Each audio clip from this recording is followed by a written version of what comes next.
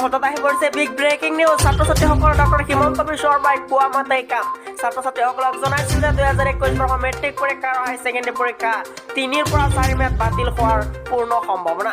Doctor Himanta Biswa শৰ্মাই কোৱাৰ পিছতে ডক্টৰ হিমন্ত বিশ্ব শৰ্মাই কথা ৰাখিছে। ডক্টৰ হিমন্ত বিশ্ব শৰ্মা ছাত্ৰ ছাত্ৰীসকলৰ পৰীক্ষাসমূহ বাতিল কৰিব।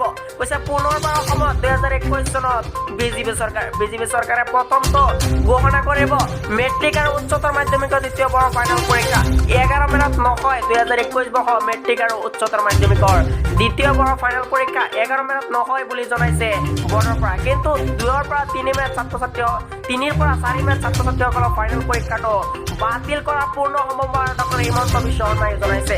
ডক্টৰ হিমন্ত বিশ্ব শৰ্মাই কি কৈছে অপিয়া যিটো ভিডিঅ'ৰ জৰিয়তে জনাম। গতিকে সকলো ছাত্ৰ ছাত্ৰীয়ে ভিডিঅ'টো প্ৰথমৰ পৰা অতি মনোযোগেৰে চাই যাবা। বাতিল হ'বনে পিছুৱাই দিব কি কৈছে অপিয়া আমি জনাম, আৰু বাতিল কেতিয়া কৰিব অপিয়া জনাম। কেইটা বজাত ছাত্ৰ ছাত্ৰীসকলে চাব পাৰিব ডক্টৰ হিমন্ত বিশ্ব শৰ্মাৰ লাভ, অৰ্থাৎ অসমত মুখ্যমন্ত্ৰীৰ পদৰ বাবে গৈছে দিল্লীলৈ ডক্টৰ হিমন্ত বিশ্ব শৰ্মাই। ছাত্ৰ ছাত্ৰীসকলৰ বৰ্ডত জনাইছে যে মেট্ৰিক আৰু উচ্চতৰ মাধ্যমিকৰ ফাইনেল যিটো পৰীক্ষা এই পৰীক্ষাসমূহ 11 মেৰ পৰা নহ'ব বুলি জনাইছে বৰ্ডৰ পৰা। আজি আমি সেই বৰ্ডৰ পৰা কি কৈছে অপিয়াই প্ৰথমতে জনাই লৈছো, তাৰপিছত ডক্টৰ হিমন্ত বিশ্ব শৰ্মাই কি কৈছে অপিয়াই ছাত্ৰ ছাত্ৰীসকলক জনাম। গতিকে সকলোৱে প্ৰথমৰ পৰাই শেষলৈকে মনোযোগেৰে ভিডিঅ'টো চাই থাকিবা। আৰু চেনেলটো যদি তোমালোকে নতুনকৈ আছে তেনেহ'লে চেনেলটো ছাবস্ক্ৰাইব কৰি থৈ যাবা এনেধৰণৰ নতুন সদায় ভিডিঅ'বিলাক পাই থাকিবলৈ। তোমালোকে প্ৰথমতে চাই লোৱা 2021 চনৰ মেট্ৰিক পৰীক্ষা হাই ছেকেণ্ডেৰী পৰীক্ষাসমূহ বৰ্ডৰ পৰা কি কৈছে 11 মেৰ পৰা নহ'ব বুলি কি কৈছে জনাইছে অপিয়াই প্ৰথমতে জানি লোৱা। তাৰপিছত তোমালোকক জনাম ডক্টৰ হিমন্ত বিশ্ব শৰ্মাই পৰীক্ষা সম্পৰ্কে কি কৈছে, কেতিয়া বাতিল কৰিব 3 তাৰিখৰ নে 4 তাৰিখৰ পৰা অপিয়াই আজি এইটো ভিডিঅ'ৰ জৰিয়তে জনাম। বৰ্ডৰ পৰা জনাইছিল যে যদি ডক্টৰ হিমন্ত বিশ্ব শৰ্মাই পৰীক্ষাসমূহ বাতিল নকৰে তেনেহ'লে 11 মেত পৰীক্ষাসমূহ নহয় পিছুৱাই পাৰি দিব। ইয়াত কৈছে পূৰ্ব সময়সূচী মতে অনুষ্ঠিত হোৱাৰ সম্ভাৱনা নাই মেট্ৰিক আৰু হাই ছেকেণ্ডেৰী পৰীক্ষা। এই কথা জনাইছে আসাম হাই ছেকেণ্ডেৰী বৰ্ডৰ পৰা আৰু সেৱা বৰ্ডৰ পৰা। কৈছে যে পূৰ্বৰ সময়সূচী মতে অনুষ্ঠিত হোৱাৰ সম্ভাৱনা নাই হাইস্কুল শিক্ষান্ত পৰীক্ষা আৰু উচ্চতৰ মাধ্যমিকৰ চূড়ান্ত বৰ্ষৰ পৰীক্ষা 11 মেৰ পৰা অনুষ্ঠিত হোৱাৰ কথা আছিল হাইস্কুল শিক্ষান্ত আৰু উচ্চতৰ মাধ্যমিকৰ চূড়ান্ত বৰ্ষৰ পৰীক্ষা। কোভিড পৰিস্থিতিৰ প্ৰতি লক্ষ্য ৰাখি দুয়োটা পৰীক্ষাৰ নতুন সময়সূচী নতুন চৰকাৰে ঘোষণা কৰাৰ সম্ভাৱনা আছে বুলি জনাইছে। আনুষ্ঠানিকভাৱে ঘোষণা নকৰিলেও চলিত বৰ্ষৰ হাইস্কুল শিক্ষান্ত পৰীক্ষা আৰু উচ্চতৰ মাধ্যমিকৰ চূড়ান্ত বৰ্ষৰ পৰীক্ষা আছে পূৰ্ব অৰ্থাৎ 11 মেৰ পৰা সময়সূচী মতে অনুষ্ঠিত নহ'ব হে প্ৰায় নিশ্চিত হৈ পৰিছে।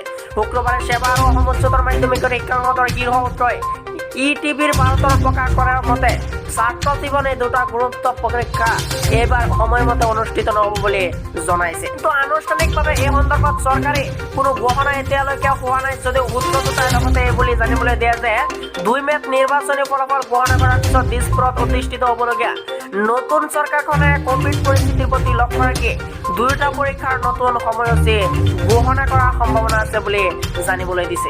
কৈছে যে উল্লেখযোগ্য যে 11 মেৰ পৰা অনুষ্ঠিত হোৱাৰ কথা আছিল হাইস্কুল শিক্ষান্ত আৰু উচ্চতৰ মাধ্যমিকৰ চূড়ান্ত বৰ্ষৰ পৰীক্ষা। কিন্তু মন কৰিবলগীয়া কথাটো হ'ল বৰ্ধিত কোভিড সংক্ৰমণৰ প্ৰতি লক্ষ্য ৰাখি বহু জিলাত স্থানীয় প্ৰশাসনে 12 মে পৰ্যন্ত শিক্ষানুষ্ঠানসমূহ বন্ধ ঘোষণা কৰি থৈছে। দ্বিতীয়তে দুয়োটা পৰীক্ষা সুকলমে পৰিচালনা কৰিবলৈ শিক্ষক শিক্ষয়িত্ৰীৰ এটা বৃহৎ দলৰ প্ৰয়োজন আছে বুলি জনাইছে। সমানে প্ৰয়োজন তেওঁলোকৰ কোভিড পৰীক্ষা আৰু দুয়োপালি প্ৰতিষেধকৰ। গতিকে স্বাভাৱিকতে 11 মাহৰ পূৰ্বে ইয়াকে কোনো ব্যৱস্থা সম্পন্ন হৈ উঠাৰ আশা নাই বুলি জনাইছে। ডক্টৰ হিমন্ত বিশ্ব শৰ্মাই কৈছিল যে 3 পৰা 4 মে অৰ্থাৎ 3 তাৰিখ বা 4 তাৰিখত এটা ঘোষণা কৰিব ছাত্ৰ ছাত্ৰীসকলৰ মেট্ৰিক পৰীক্ষা বাতিল হোৱাৰ পূৰ্ণ সম্ভাৱনা আছে। যদি বাতিল নহয় তেনেহ'লে 1 পৰা 2 মে পিছুৱাই দি হ'লেও ছাত্ৰ ছাত্ৰীসকলৰ মেট্ৰিক আৰু উচ্চতৰ মাধ্যমিকৰ দ্বিতীয় বৰ্ষৰ ফাইনেল পৰীক্ষাসমূহ পাতিব বুলি জনাইছে। বৰ্ডৰ অনুমতি লৈহে ছাত্ৰ ছাত্ৰীসকলক জনাইছে। ডক্টৰ হিমন্ত বিশ্ব শৰ্মাই কৈছে যে 2021 বৰ্ষৰ মেট্ৰিক পৰীক্ষা যদি বাতিল নহয় তেনে বৰ্ডৰ নিয়মমতে পৰীক্ষাসমূহ অনুষ্ঠিত হ'ব।